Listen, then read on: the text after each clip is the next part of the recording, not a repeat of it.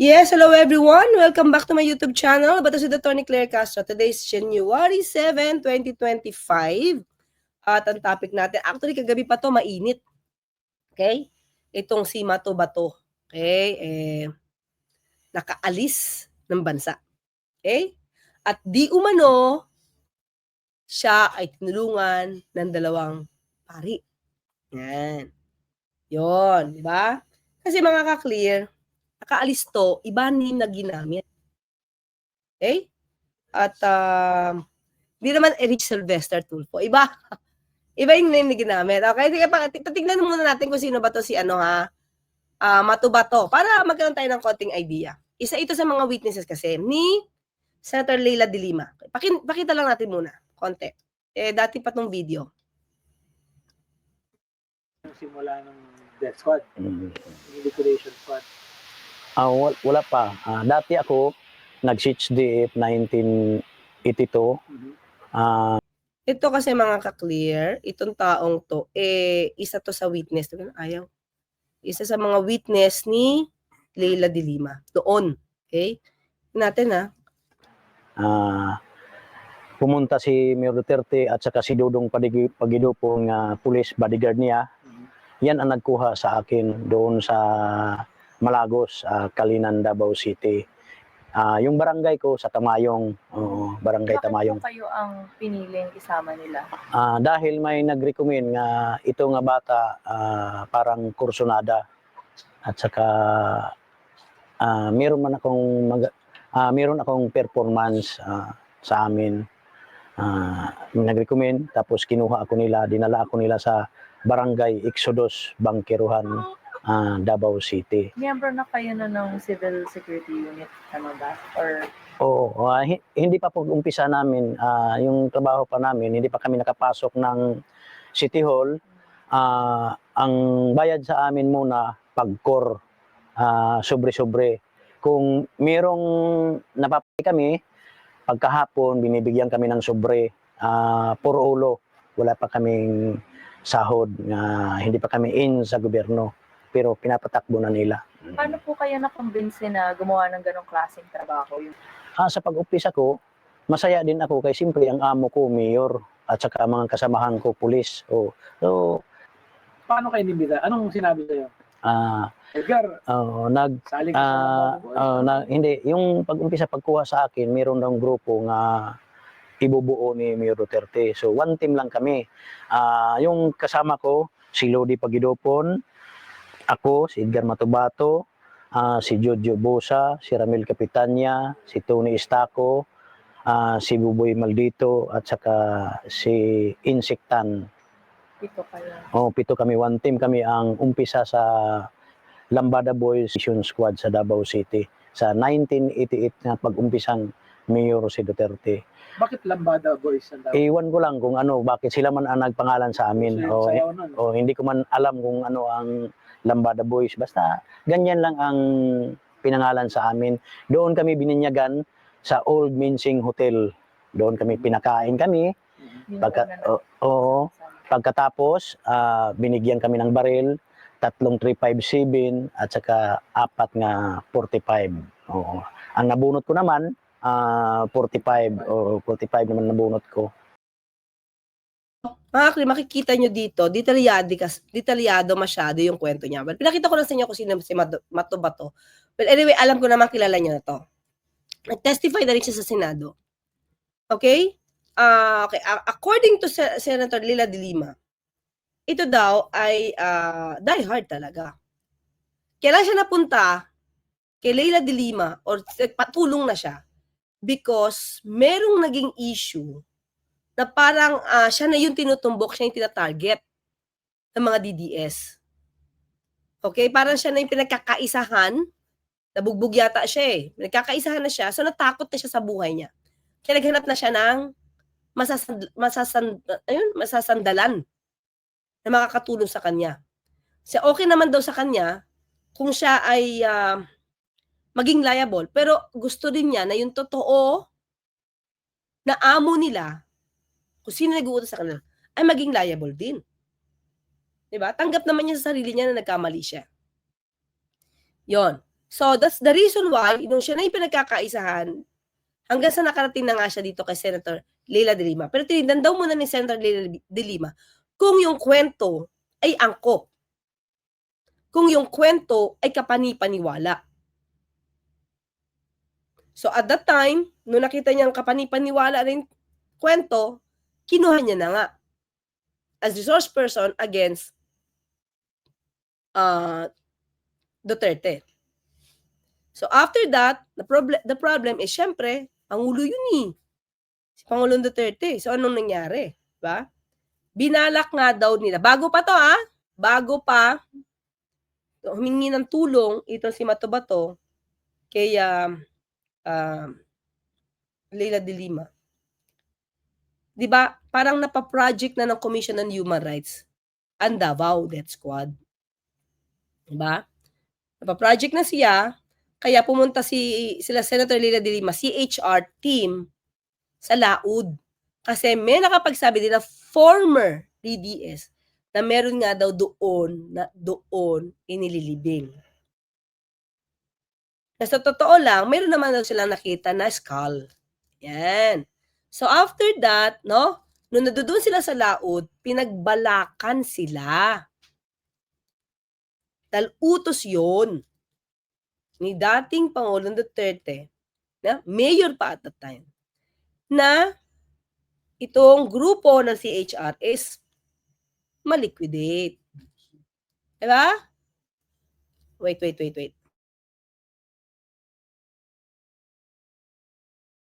So, pinagbalakan na. Hindi lang siguro, hindi lang destiny. Kasi parang inaabangan nila, hindi yata doon sumulpot or hindi doon dumaan. Basta hindi natuloy ang misyon. So, pero pinagbalakan, inamin yun ni Matobato. Okay? So, ngayon, after that siya mag-testify, presidente nun, si dating Pangulong Duterte, di ba? Abay, kinasuhan pala ito ng kasong kidnapping. At may warrant of arrest. Di ba? Siyempre, pag ito, mga ka-clear, alam mo na, ayon sa kwento, doon sa nangyari kay Lagarma, di ba? Yung 3 Chinese, pag nakulong yan, alam mo na next. Di ba?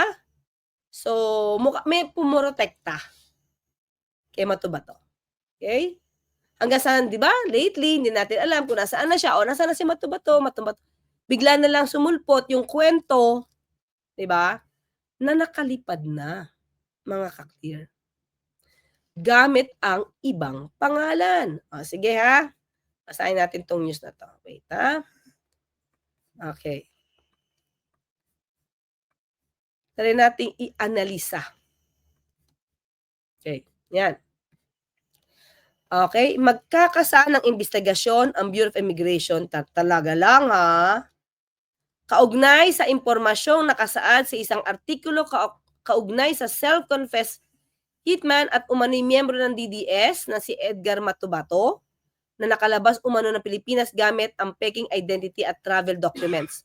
Patay sa report mula sa American Daily Newspaper na nakabase sa New York City. Actually, mga kakli, nakalabas naman na talaga. Okay? Nakalabas na siya. Yan din ay ayon ito kay Senator Leila de Lima. Okay? Hanapin ko lang po yung kwento ha. Dito na eh. Ito'y nabanggit niya sa interview kanina sa Storycon. Okay? Aha. Kasi, at ito daw ay nasa pangalaga na rin ng ICC. So, mga ka-clear, totoo ba? Diba? Totoo ba na siya ay nasa ICC na? Okay, ito. Ano ba? January 7. Okay. Okay. Papakita ko lang yung sa inyo yung sinabi niya para may basis tayo. Diba? Nakita ko na yan eh. Okay.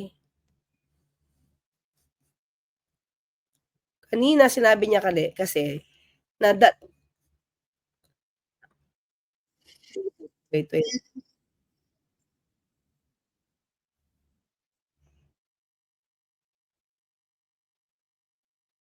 O, to. Wait lang po. Wait lang. Ito na. Okay. Kita ko lang sa inyo.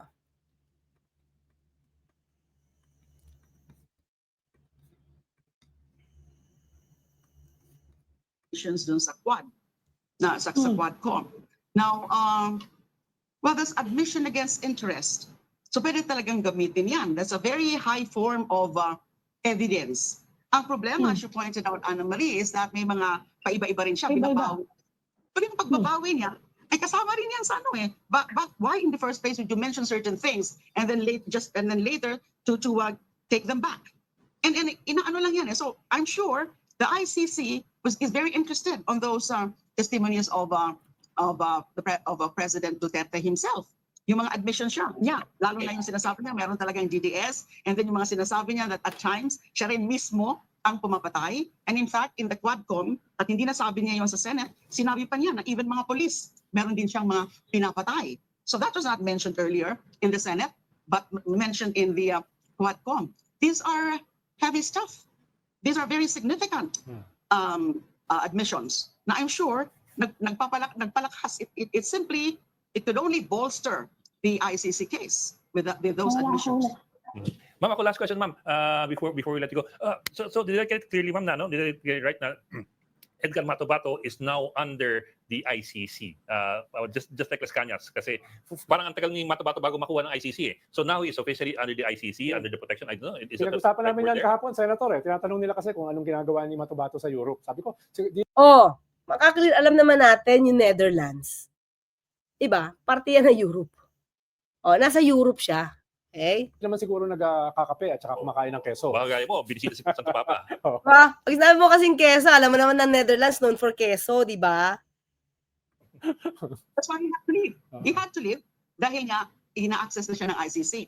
And now, just like Mr. Las Cañas, what I know is that he is also under the protective custody now of the ICC. Makaka-clear. Sure na nasa protection under the custody na si Matobato ng ICC. Okay? Ang tanong na lang ganito, paano ito nakalabas? Kasi ang sabi ng Pangulo, ng palasyo, di ba? Ito, pakita ko Pero babalikan natin ulit yan. Ito let's see. So, galing na kay Senator Leila de Lima Okay? Menchu Yamamoto, we miss you na, Menchu. Actually, teka lang Actually, meron tayong nadidinig-dinig. Hague nga. Ayan, sabi ni Menchu rin, Hague. Somewhere in Europe, okay? So, hindi natin alam ngayon kung nasa ICC na siya or somewhere in Europe. Okay? Pero ang clear, ang sure, under the protective custody of ICC. MUG, yes. Uy, kamusta ka na, MUG? Parang si Rich pala yan, Attorney Claire Castro, kasi gumamit ng ibang identity. Yes. Pero, iwas ang Malacanang dito. Wait lang, iwas ang Malacanang. Share ko to. Sabi ni Maven, meron niya nag-ayos yung papeles niya, tapos malamang asylum seeker ang status yan. Yan ang binabalak. Parang magpa-permanent, ano yun? Wait. Mukhang yon. Okay. Mukhang yung sabi mo asylum. Ito. Bersamin, pala sa snow control over Edgar Matobato. Okay? Pero lumalabas dito yata mga ka-clear nadinig ko. Wait lang Hindi ko na ito sineke. Pero sige, try natin hanapin. Okay? Kung may warrant of arrest ba siya, kaya siya nagbago ng pangalan. Tingnan natin.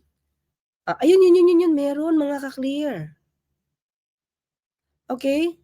Ito yung sabi lang kasi ni, so research natin. Pakita ko po mga ka-clear.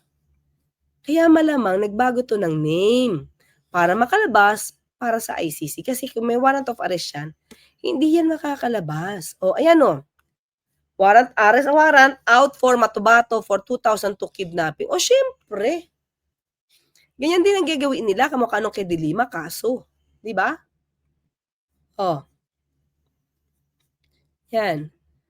Okay. O, saan ba to? Saan ba to? Wait lang. Saan ba ang judge? O, Davao. Ano pa? O, what do you expect?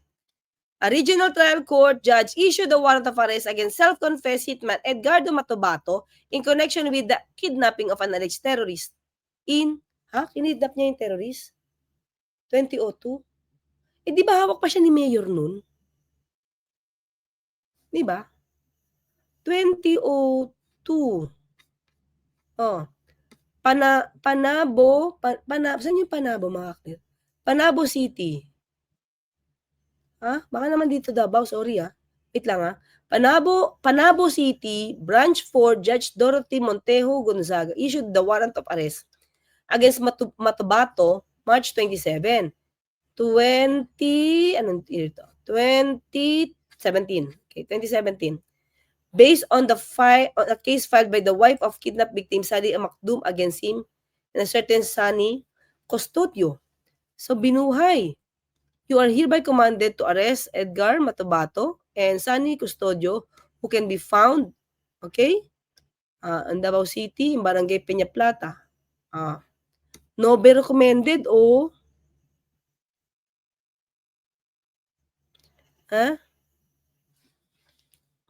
Inadmit naman daw ni Matobato yung kidnapping. Diba? Well, anyway, sabi nga natin, kapag meron tong ganitong warrant, at no bail to, medyo delikado talaga yung buhay niya. Diba? Kasi, ano yun, witness siya Malaking bagay yung i-witness niya. Well, anyway, balik tayo. So, sabi ng Malacanang, wala silang alam Sabi niya dito, pero, kaya, balik tayo. Kung wala silang alam, okay, wala silang control, pero may warrant of arrest Diba? Malacanang stated on Tuesday it had no information on the whereabouts of confessed. Nawawala nga, di ba? Tinago nga to. Confessed hitman Edgardo Matobato, nor any control of his actions, including whether he might testify in another forum. Wala kami masabi dyan, sabi ni Lucas Bersamin, Executive Secretary, that we have no connection with Mr. Matobato. Whatever his purpose in going out, we cannot control that. Pero you can. May warrant of arrest. Siguro hindi alam ni baka hindi alam Executive Secretary Lucas na mukhang merong standing warrant of arrest. But if he intends to go to, but if he intends to go to testify in another form, that's also beyond our control. Hindi Most probably, hindi informed si Executive Secretary na may warrant of arrest. Hindi namin siya ini-encourage. Hindi rin namin siya dinidiscourage. Diba? Nakita nyo ngayon, wala na yung ayaw, hindi dapat pang hiwasukan ng ICC ang hustisya dito sa Pilipinas. Iba yung statement nila noong unang mga buwan ng 2022. Na iba na, ayan hindi namin siya ini-encourage, hindi rin namin siya dinidiscourage mag-testify. Diba? So the New York Times recently reported that Matobato had fled the Philippines. Okay? Ayan, tingnan natin Saan na to? Okay. So may ginamit siyang ibang name. Hanapin natin yung news na yan. Okay. Okay. Ito. Punta tayo dito, para maganda yung news natin. Kompleto. Okay. Maven. Wait lang. Maven. Basahin ko muna. Tinago siya ng mga pari kay Duterte sa seminaryo. Nasa New York Times article din yun. Yun, di ba? Ang nasa mga pari ang kasama Siyempre. So, ito. Hindi kasi delikado talaga ako pagka nasa na siya. Ito. Panabo po, Davao po yan. Salamat, Reynald Ray. Galing. Thank you. Ito. Basahin natin Davao Death Squad hitman leaves Philippines using fake identity. Okay? January 7, 2025. Okay. Yan. Okay? After a decade in hiding, self-confessed hitman and member of infamous Davao Death Squad, Edgardo Matobato was able to leave the Philippines using fake identity and travel documents. Na iba nga dinitalye doon sa on the run, yung in writing, kung paano siya nabago, tinanggal yung, nagpakalbo siya, di ba? Tapos, may goatee siya, tapos iba yung kulay ng goatee niya. Hindi makikilala, okay?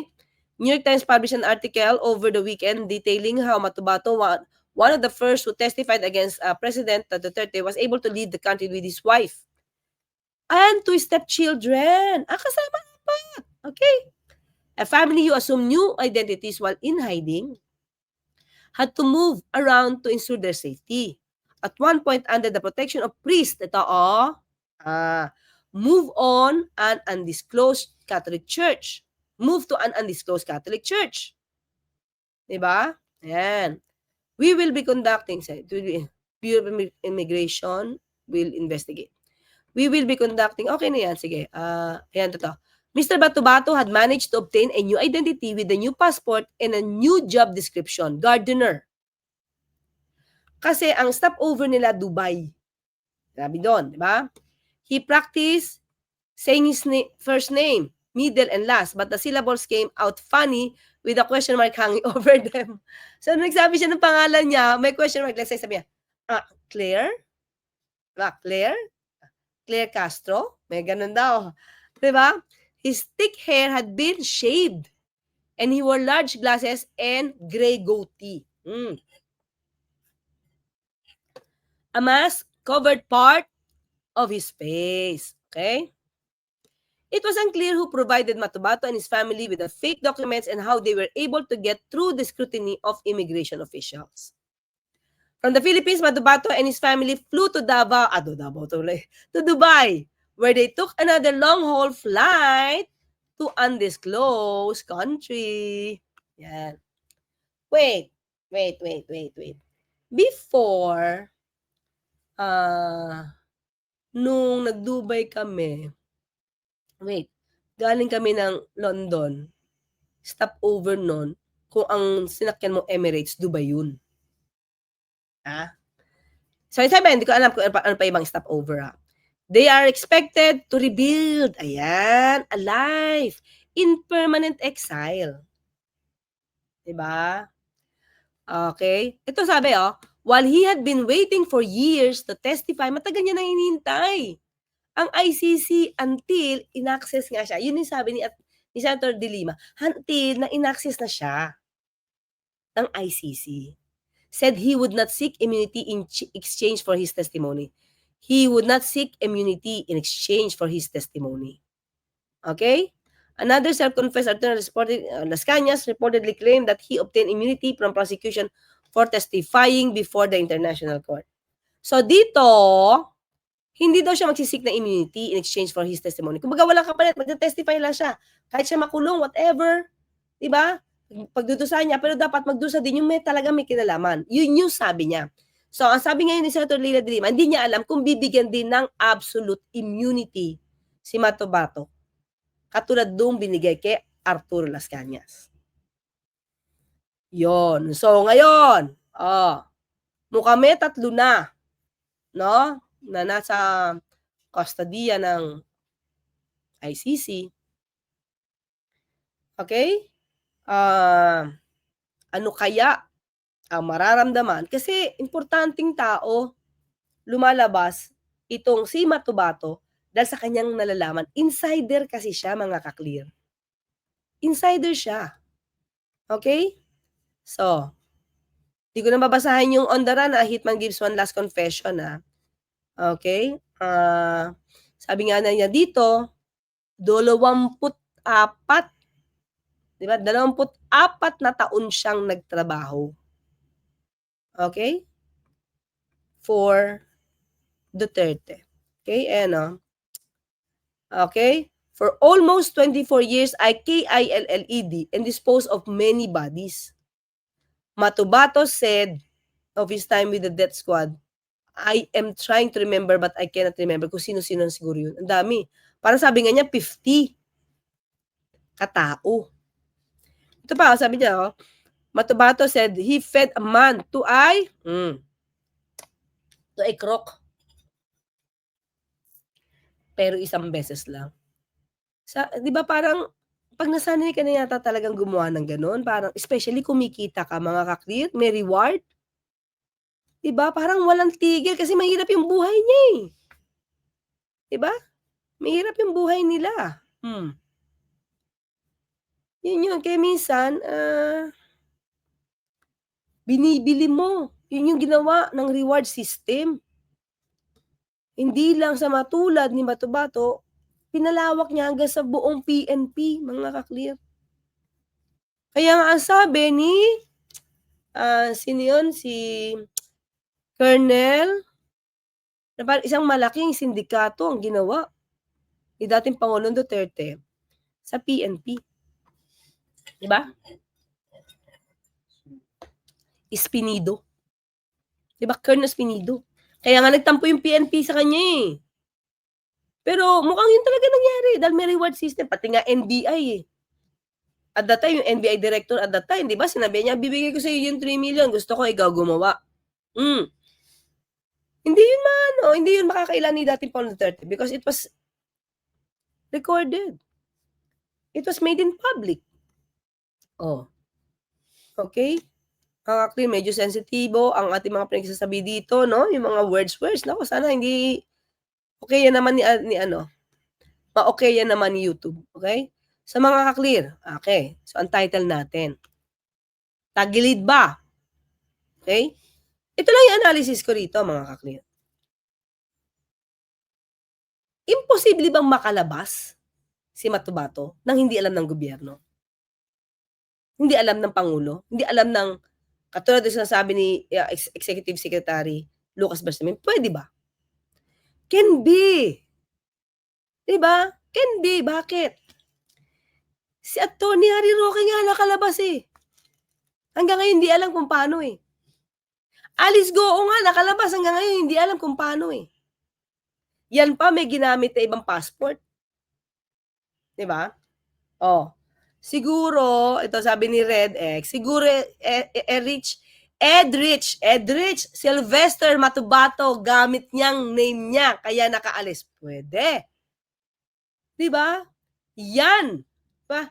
Yan ngayon ang influence na ipinaaabot sa atin ngayon. Mukhang yan ang influence ang pinapaabot ni Erich Sylvester Tulfo. Mag-GAGO ka ng pangalan? Ha? Kumuha ka ng ibang citizenship? And hooray! Next time, magiging senador ka na. Yun ba yun? Yun ba yung legacy? Mga ka-clear? Jessery, Jessery, Gingging, Fuentes, Aspe. Tinago siya ng mga priest, tapos nag-ask ng help siya sa siya at one of the Senator Trillanes interview, tinulungan nila para lumabas. Oh. So, pero pwedeng hindi alam ng gobyerno. Diba? Yes. So, ang balita nga natin mga ka-clear. Sino ba? Wait. Tama ba? Isa sa panahon ni Pinoy na tinulungan na proteksyonan at sa Pilipinas sa Pilipinas itong si Bato-Bato because nga the fear no na pwedeng mangyari sa kanya. Ito pala kasasabi ko lang Joel thank you. Kasasabi ko lang Pinoy ordered that Bato-Bato be transferred from NBI Witness Protection Custody to the care of Archbishop of Lingayen. Kasasabi ko lang. Thank you for the confirmation. Ayun. Kasi yun din yung nakita natin yun din yung nadinig natin. Isa si Pinoy sa mga tumulong para maproteksyonan itong si Bato-Bato. Diba? Pero yung pag-alis, ayan, syempre, ayoko namang i-pinpoint kay PBBM. Kasi sabi ko nga maraming nakakaalis nang hindi alam ng gobyerno. Okay? Julio Madrid, attorney, nag-iba na ang pangalan, may nakauwi nga dito. Yes, Marshall Bonifacio, si Ninoy. Diba? Bakit nga ba? Yun din, free din yun. Pero hindi Nalaman agad Kumalat Kasi nagpa-interview yan naman yata noon si Ninoy. Tiroy. Nalaman yung pagbalik niya agad, di ba? Well, that's destiny, I think. Talagang isa siya sa makakapagpabago ng buhay noon ng mga Pinoy. Di ba? Kasi may mga dapat na hindi maganap pero nagaganap Like this one. Kay Bato-Bato. Wala tayong kamuwang-muwang. Yung pala, secretly, they're doing it. Kasi, maybe this person could really help solve, diba, the issues, and he could also give justice to the alleged victims. Diba? May papel siya malamang nagagampanan. Yun yung destiny niya. Makaalpas. Diba?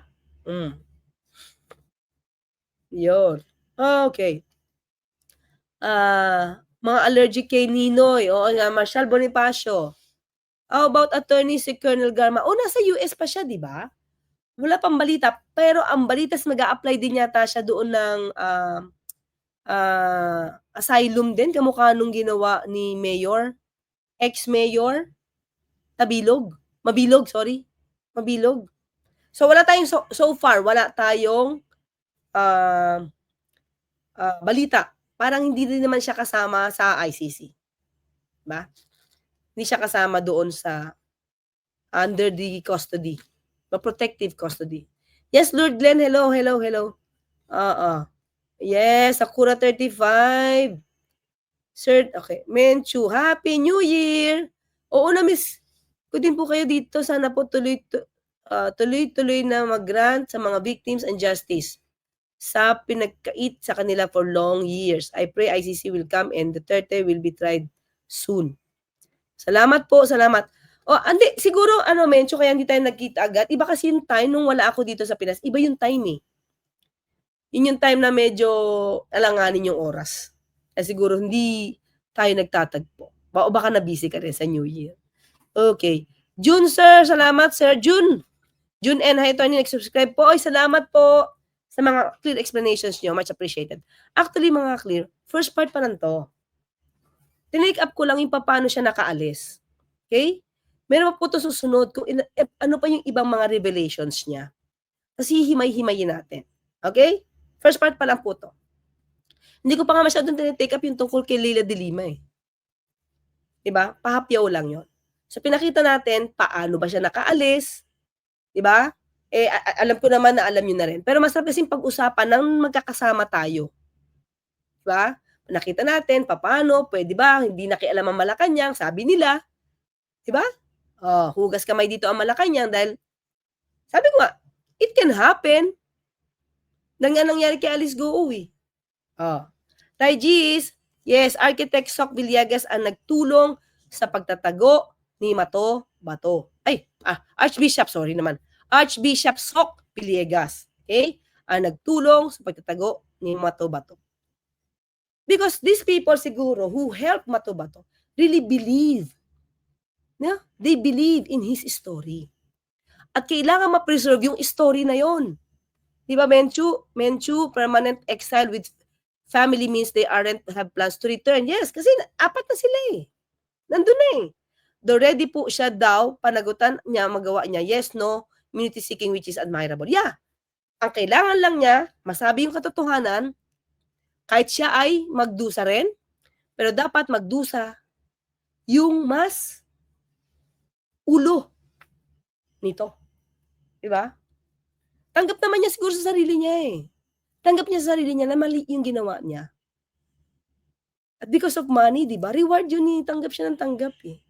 Diba sabi nga niya masaya, pero hirap talaga, no? Nakita niyo ba, sa TV, parang, diba, parang mapula yung mata niya. Ganun yata eh, pagka K-I-L-L-E-R. Bilang, diba? Parang, well, anyway, sino pa? Nandito si Kadama sa Jordan. Ano to? Kasalanan na naman ni PBBM yan, attorney. Hindi naman. Baka nga hindi nila alam eh. Imbestigahan nga ng Bureau of Immigration. Pero, for me, BI. Diba?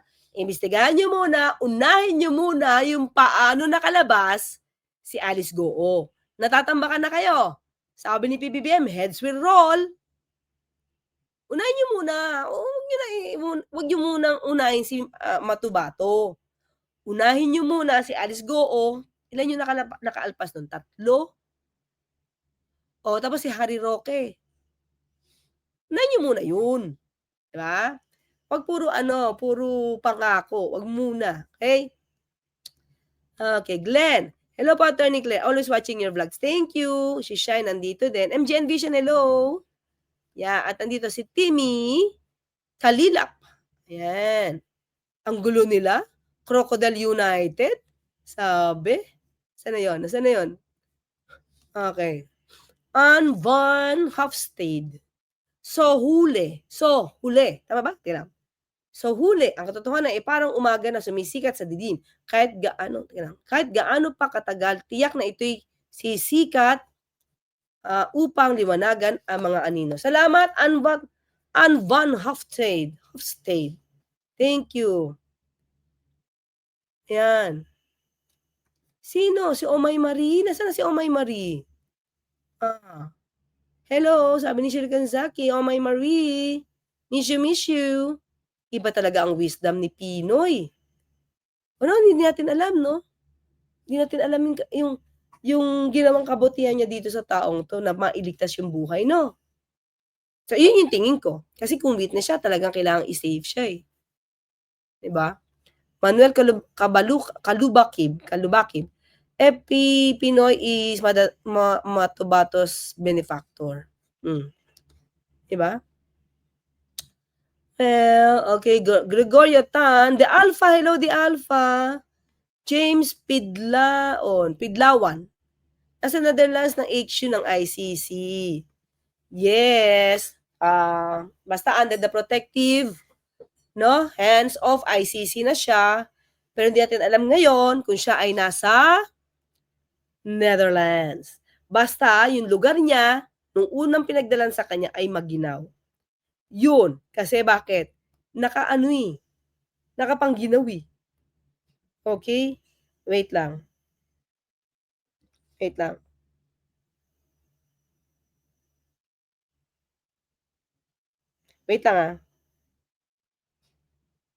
Ito na lang.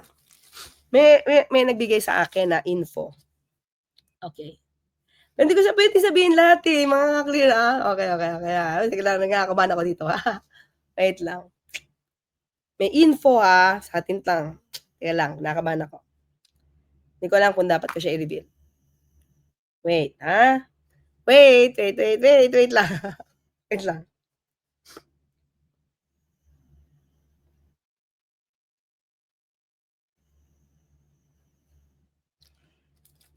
Okay, may info tayo. May info na hindi ko pwede sabihin yung iba. May info, ganito. Ayon lang sa nagsabi, noong December, buong buwan yata ng December, nandito yung ICC team. So, di ko alam kung, okay. Tapos, wait wait lang. Teka lang. Okay.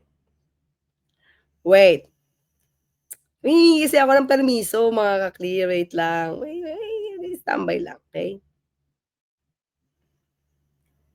Okay, nasa na ba ako?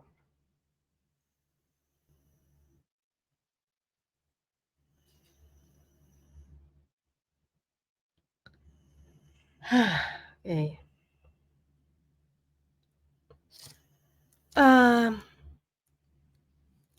Nakapag-interview daw ang ICC. Isa yata sa na-interview ay si Leonardo at ibang high-ranking officials nung December dito sa Pinas. Okay? Yon. So, yun lang. Yung isa, hindi ko masabi. Isa. Saka na. Pagka na-reveal na rin. Pero yun lang. Okay? Pero hindi ko rin pwedeng sabihin ang source. Okay? So, nung ICC, habang tayo ay maligaya sa Pasko, nagtatrabaho ang ICC dito sa Manila. Okay? So, yun. Okay. Thank you sa nagbigay ng info. Salamat po. Nandito ba si Pink Lavender? Hello, go lang po. Lien, ano to? Teka lang Lien Otnyuk. Tingin ko kinto to eh. Quinto Nil to eh. Nil Quinto eh. Bato ko, go digs, wag na kayo magkape para di na kayo masyadong kabahan. Rehas is calling. Ow! Boy Libra. Panabo, Davao pa rin po yun. Salamat, boy! Baka si Dilima. Okay. Hindi naman si Dilima. Ano to? Jers. Ano to yung GGWP? Gagawa na Didi. Ano to? Okay, Archie. Sinabi yan ni Sec Llamas na nandito yung mga taga ICC na December stay. Sa BGC nga now nag-stay. Oh, yun. Okay, confirmed. At kung sino yung mga na-interview nila, yun na. Attorney, kamusta about Duterte TV? Meron na po bang update? Sabi nila, nagbago ng name. Naging Elon Musk for Sol. Alam ni Kadama sa Jordan. Si Kadama sa Jordan, inano na yan. Kinontent na yan. Si Duterte TV alias Elson? Kadama tuloy. Nakalimutan pa pangalan ulit? Elon for Sol. Elon for Sol. Yan. Elon for Sol. Nagbago lang siya ng name. Tignan niyo po. Siyempre, titignan din natin kung saan ba yung ano niya. Taga Pilipinas ba siya? Kasi parang may nakita ko, hindi ko alam kung nililigaw lang yan. Parang nakita ko Singapore. Well, anyway, ICC is waving, sabi niya. Well, ano po ang tagline ng bubit nyo? Kung may puting as, wala. Basta, Mimi. Kayo po ano tag ng inyong bubwet. Basta yun. Mga ganyan. Isang pipit. Yun lang mga kakli. So anyway, nakita ko kasi, ang pagkakatingin ko dito, hindi rin tumitigil ang ICC. Diba? Hindi tumitigil ang ICC. Kahit nagkaroon ng Quadcom hearing at nirekomendang kasi may ganito eh. Paano pag nag-imbestiga na yung Pilipinas? Diba? Magkaroon ng hearing about the case. Kasi ang baso ko dun mga kaklir, sinabi kasi nitong si SOJ na kung mag-i-investigate man sila, sabi niya, sa isang interview, hindi nila, parang yung kanilang investigan, hindi yung mag-o-overlap sa ICC. So with those words, the way I see it, mga kaklir, the way I see it, hindi mag-o-overlap sa ICC, it means giving way. Diba? To ICC. Kaya yung sabihin hindi kami makikialam sa ICC, lately naiiba eh. Yung kanilang mga pronouncement. Lalo ngayon, ano sabi niya? Sabi ni Executive Secretary, hindi namin siya ini-encourage, hindi rin namin siya dini-discourage. Diba? No. Unlike nung unang-una, diba, ipe-persona non grata pa ni SOJ? Remember that? Ang mga taga-ICC. Pero now, it's a different story na, di ba? So, yun lang mga kaklir. Maraming salamat at sa aking mga MIBs, Lord Glenn, Shiro Kanzaki, Addictus Rex, Kadama sa Jordan, Maylin, okay, Tatay G's, okay, Angela Gonzaga, oo. Sabi dito, saludo ako, sabi ni Angela Gonzaga, kay Pinoy, ang dami nagawang mabuti sa Pinas and yet napaka-humble. And at the time, huwag natin kalimutan, kahit ayaw nyo kay Pinoy, maliit ang utang. Napaliit niya actually. Hey, nandito pala si Banat Boy. Hello, Banat Boy. Maliit yung utang. Lumaki na lang talaga ng panahon ni Pangulong Duterte. Parang 4 trillion lang, right? Lahat. 4 to 5. Diba? Pagdating, zoom! Boss Riddler, sabi ni Banat Boy. Okay, Elon for, ito, pangalan ngayon ni Duterte TV. Elon for Sol. Yeah, Taning's vlog. Oo, yan, ano na ni Kadaman, sa kanyang vlog. Nahanap na yan, saka ni The Action Man. Nahanap na yan. Okay. Okay, so maraming salamat mga ka-clear. Shiro Kansaki, Ray Lazaro, Happy New Year from Miami, Florida. Yeah, welcome to the Philippines, ICC. Tagal na kami naghihintay sa inyo. Mukhang nandito naman sila matagal-tagal na, di lang natin nararamdaman. Okay, salamat Trading Views, Janelle Vanderhertz. Tama ba? Janelle Vanderhertz. Yan, mukhang German na. Annabelle Hogland from Norway. Cesar Balmaceda, Jers. Actually, sabi ni Jerry C. Jingging Puentes, actually, sa kay Pinoy, konti lang ang utang na Pinas. Yeah, true yan. Okay? Tres Hermanas in Qatar. Yan, nakapagbayad tayo ng utang ng time ni Pinoy. Malaking budget din ang iniwan. Yeah, totoo yun. Si Sario Ferrer, good evening po, Atty. Claire G. Zoe Channel. Sa ulitin po, Atty. Claire, Food Tech Alma. Yes. Girundio Lacbanes Jr. Kung mabubuksan niyo po yung article sa New York Times, doon po mapapakinggan yung reporter komentar. Yeah, napakinggan ko to. Napakinggan ko siya. Kaya nga iti-take up natin sa susunod kasi mahaba siya. Parang 30 minutes na, more than 30 minutes yung audio. Pinakinggan ko siya talaga. Yan. Okay? We have to admit, the Alpha, magaan buhay ng panahon ni Pinoy.